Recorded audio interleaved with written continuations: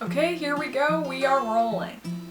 Hello friend, it's been a while, so we're just gonna get right back into it. Yes, I still have my Christmas lights up because they bring me so much joy, as do my plants, which are only alive because I have not touched them.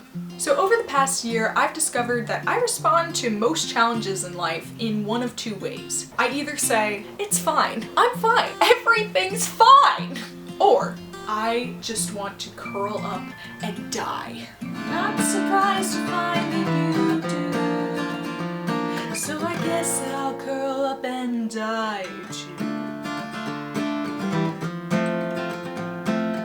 And I came to realize that one, neither of those things were true, and two, saying them to myself did not help me deal with those challenges at all. But I did find that there was one word that comforted me and left space for me to feel my feelings. And that was simply, I'm okay. Now you might think that I'm fine and I'm okay mean the same thing. Well, keep watching. Today I'm going to share with you 3 differences between fine and okay, and some tips for how to start using words that acknowledge how you feel and give you the space to start working through those feelings. So let's go.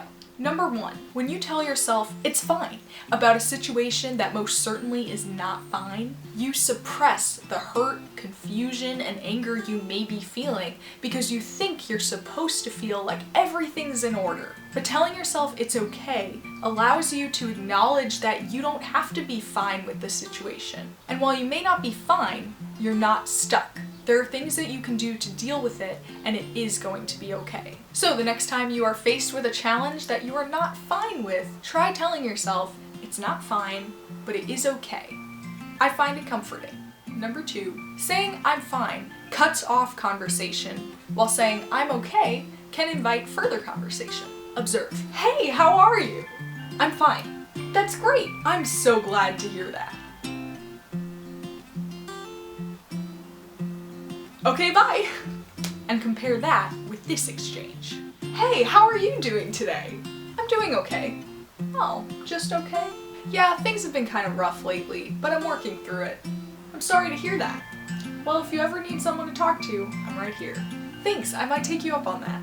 As you can see from my very convincing real-life example, when someone tells me that they're fine, it makes me think that either they're actually fine, or they don't want to talk about it. But when someone tells me they're okay, it makes me wonder if something's a little off, and I might feel more comfortable asking them about it. And yes, there are going to be times when you don't want to talk about it, and that's okay. But if you are looking for an opportunity to actually talk to someone about how you're feeling, try not shutting the conversation down with, I'm fine. Number 3, saying it's fine ignores the situation, while saying it's okay can help you work towards fixing or accepting the situation.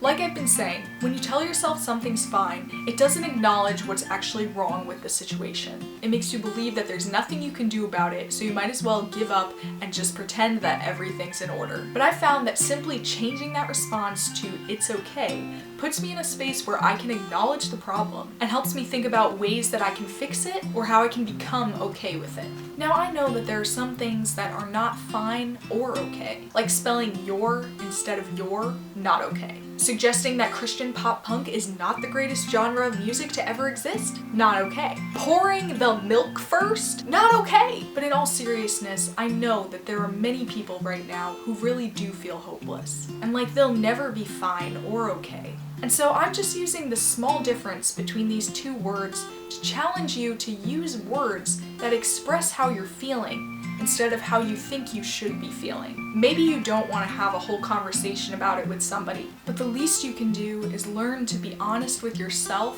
and with God, who already knows how you're feeling before you even tell him. And so I'd like to leave you with a couple verses from my Bible, this beautiful book that is bigger than my head. 2 Corinthians chapter 4 verses 8 through 10 say, "We are afflicted in every way, but not crushed. Perplexed, but not driven to despair. Persecuted, but not forsaken. Struck down, but not destroyed. Always carrying in the body the death of Jesus, so that the life of Jesus may also be manifested in our bodies." Jesus died and rose from the dead, so that even though we experience so many trials in this life, we have the opportunity to experience his resurrection life every day. I pray that you'll experience that this Easter season. And I want to remind you that while nothing in the world may be fine right now, we are not forsaken, and we will be okay. This has been another episode of Blue Lemonade. And until next time, don't forget to be refreshingly different. It's fine. I'm fine. Everything's fine!